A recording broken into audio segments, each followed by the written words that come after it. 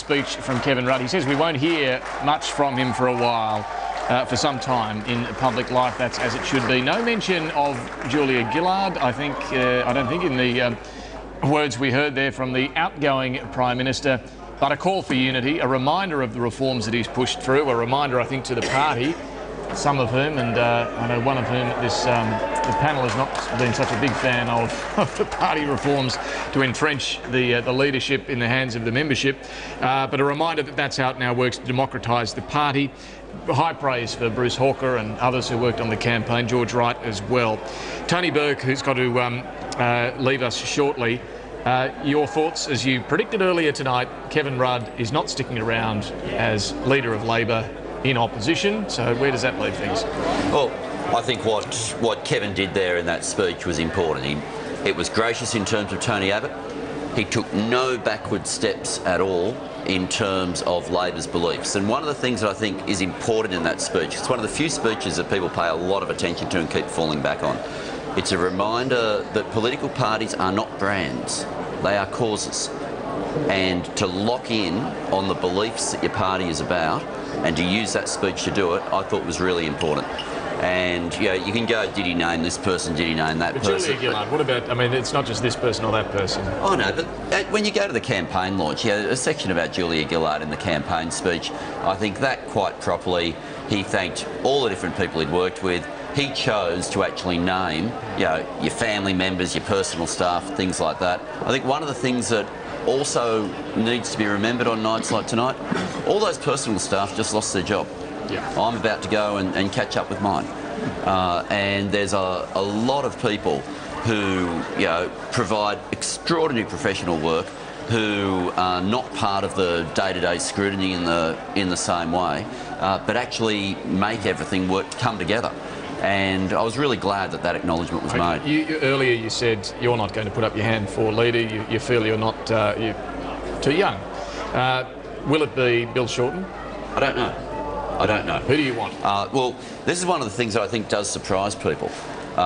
Everyone wants us to have been speculating about this and been on the phone to each other over the last week. We actually haven't been. Be no doubt. The phones will probably light up either tonight or tomorrow. The phone calls will happen.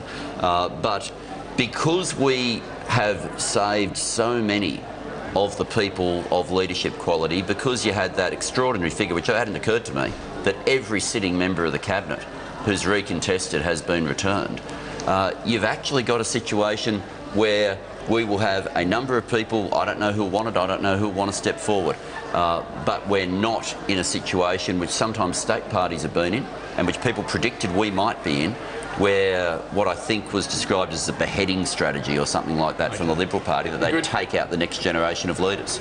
But back to the question, would Bill Shorten make a good leader of the opposition? Oh, I think he's one of many who would. Would Anthony Albanese? One of many who would. And you can keep naming, and that's the answer. Let me ask you the thing that I'm absolutely certain of, which you probably didn't think I'd rule out, I've ruled out me. I've given you that. I gave you that. I did not think you would do that, but you have. As far as the process, though, of electing a new leader, are you completely comfortable with sticking with the rules you've now got? The new rules are in place. Whether you actually have to go through all those ballots or not will depend on whether there's more than one nominee. If there's only one nominee, then you don't have to. But if there are two or more, it could be 2 or 3 weeks before you have a leader.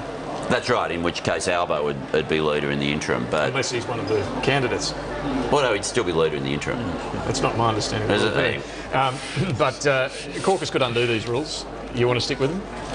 My expectation is that if we end up with more than one candidate, is the leadership ballot will happen under the rules. But do you want to stick with these rules? I'm very relaxed about it. Very relaxed about it. Tony Burke, we know it's a tough night for Labor and for ministers such as yourself going out of office, but in some senses I get the feeling it's not quite as bad as you had feared it might be tonight. Well, look, I look at it tonight and I'm in no doubt of two things. One, I'm very proud of the legacy that we leave for 6 years and what we've done for Australia. Secondly, I look at this and I look at the people who we're going to have on our side of the Parliament, and I'm pretty confident about how quickly we'll be able to fight back. We'll let you go, Tony Burke. Thank you so much for being with us this evening. Always good to have you on our election nights. We do appreciate it. Real pleasure, David. We'll catch up soon. Now,